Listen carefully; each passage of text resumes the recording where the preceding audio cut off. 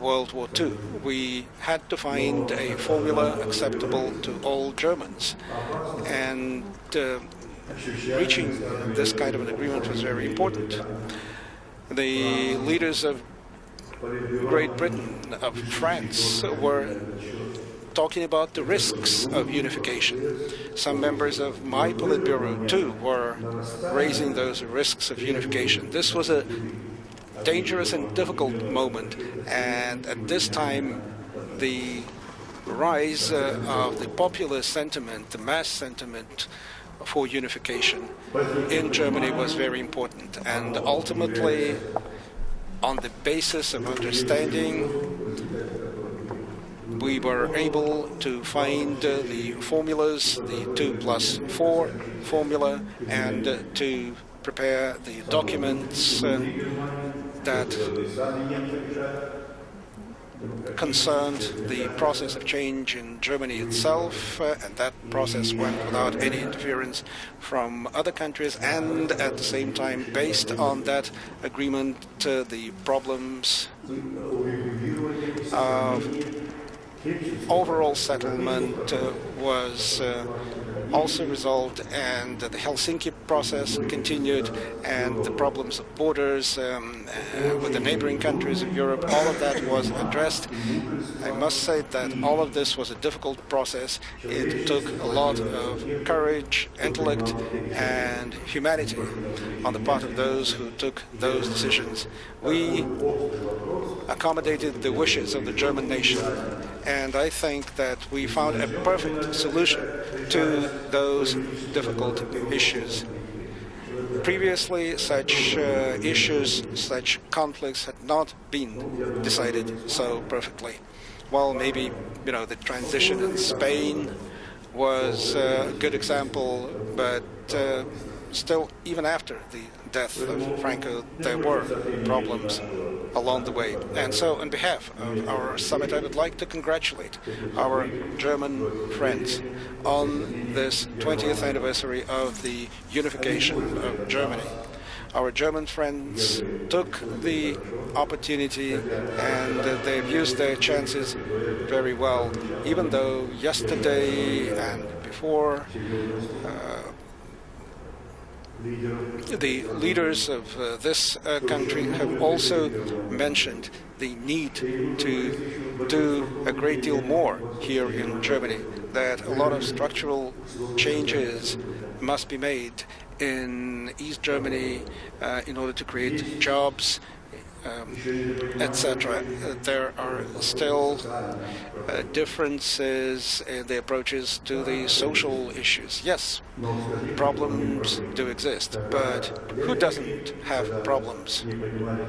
I remember talking to people in Leipzig who were telling me of all kinds of problems that they face in Germany. I said, we in Russia have problems too. Maybe let's swap problems. I'll give you our problems and you'll give me yours. And in the end, of course, they laughed and applauded. Today, the Federal Republic of Germany is a country that has great potential and that is capable of addressing all problems. But, of course, this is not the end. The 20th anniversary of 1989 comes at a time when we are still addressing and battling a lot of problems. Many of our hopes have not been realized. The hopes expressed in the Charter of Paris, adopted in 1990, the idea, the program for creating a common security structure in Europe hasn't been implemented. And today, I believe it is right and proper that this problem of security structure in Europe is being raised. The Russian leadership and particularly President Medvedev are raising this issue, the need to once again consider creating a common security architecture in Europe. Once we have created this, we'll have not just the idea of security, we'll have the institutions, the mechanisms, the laws, etc. We were not able to do it during the 1990s because of the breakup of the Soviet Union, when our Western friends thought that now they have an opportunity not to change anything, that they were victorious and therefore things were great. I think that that illusion, that mistake was very costly to all of us.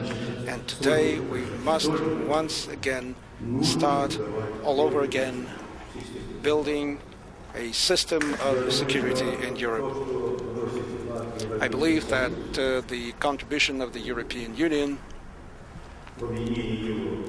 in the process of uniting Europe is very welcome. We all must be proud of the achievements of the European Union, but the European Union too has problems. Probably President Barroso will mention them, and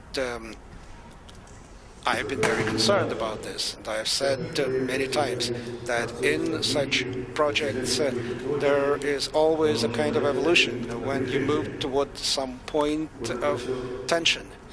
And it looks like with the prompting of some people outside of Europe, the contradictions are being exploited between the so-called New Europe and Old Europe. I think that actually this is an opportunity. The new countries, the new members of the European Union want to realize those European values together with the more experienced, more developed European nations.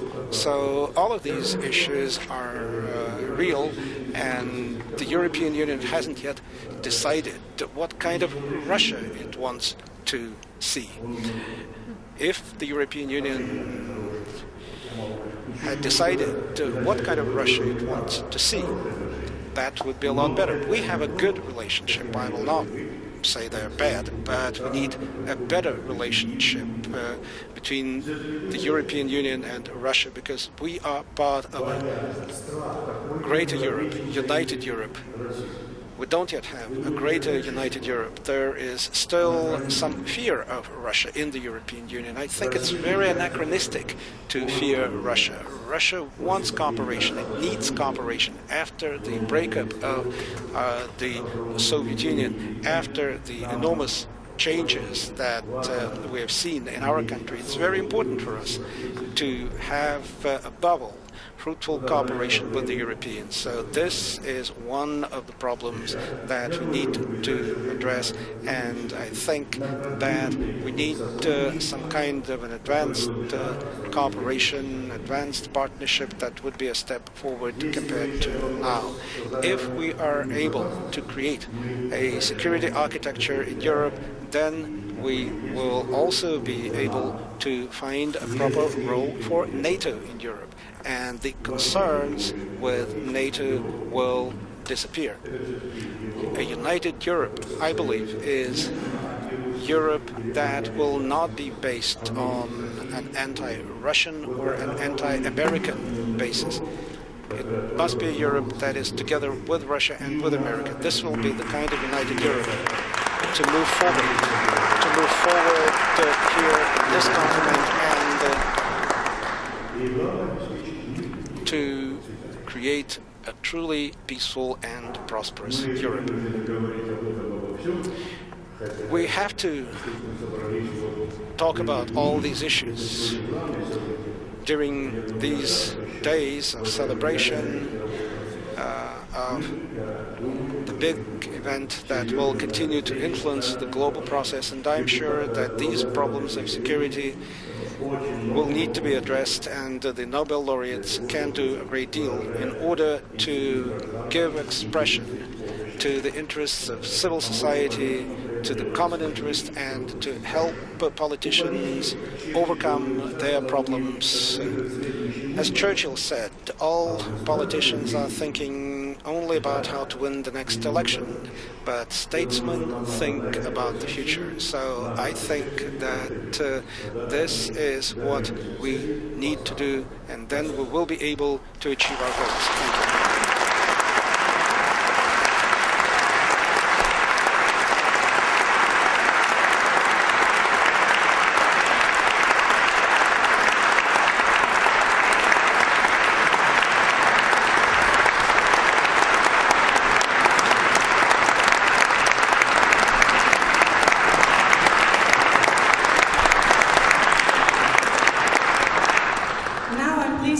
invite Mr. Manuel Barroso, President of the European Commission, for his greeting speech. Jetzt übergebe ich das Wort an Herrn Manuel Barroso, Präsident der Europäischen Kommission, für ein Begrüßungsrede.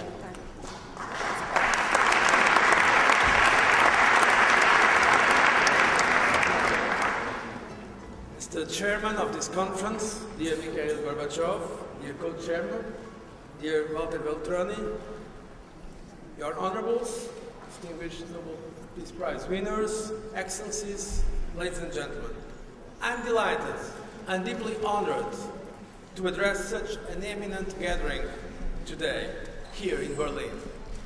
The Nobel Peace Prize is no ordinary award. It shines a light on those who stand tall for peace and human rights, and thus lends infallible support to their cause. Since its creation, this supreme award has firmly established itself as a point of reference throughout the world. It has come to carry real political weight, to a point where it even affords a form of protection to its laureates. A clear example of this is Aung San Suu Kyi, a woman of strong conviction and exceptional courage. All of us hope that she will at long last be given back her freedom of movement and expression and released from her internal exile in Burma.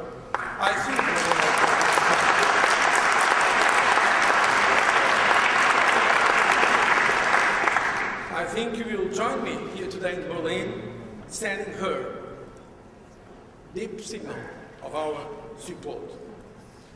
I warmly salute all the Nobel Peace Prize winners present here in our midst.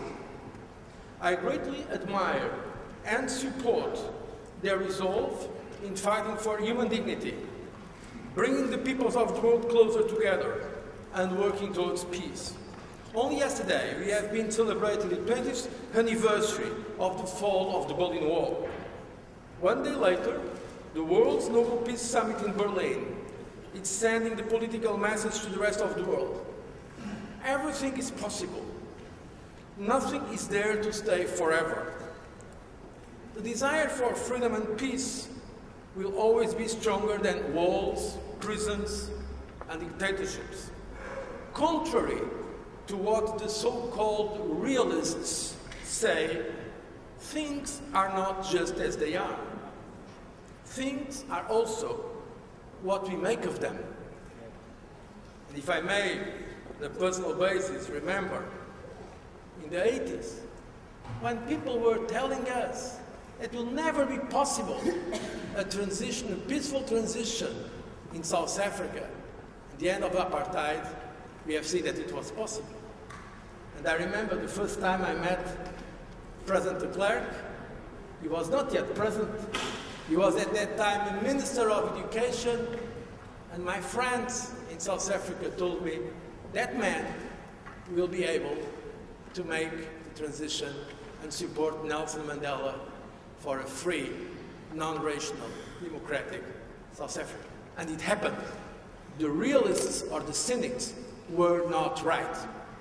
And I remember also when in the 80s and in the 90s we were fighting for the independence of a very small country, East Timor, Timor-Leste, in the Pacific.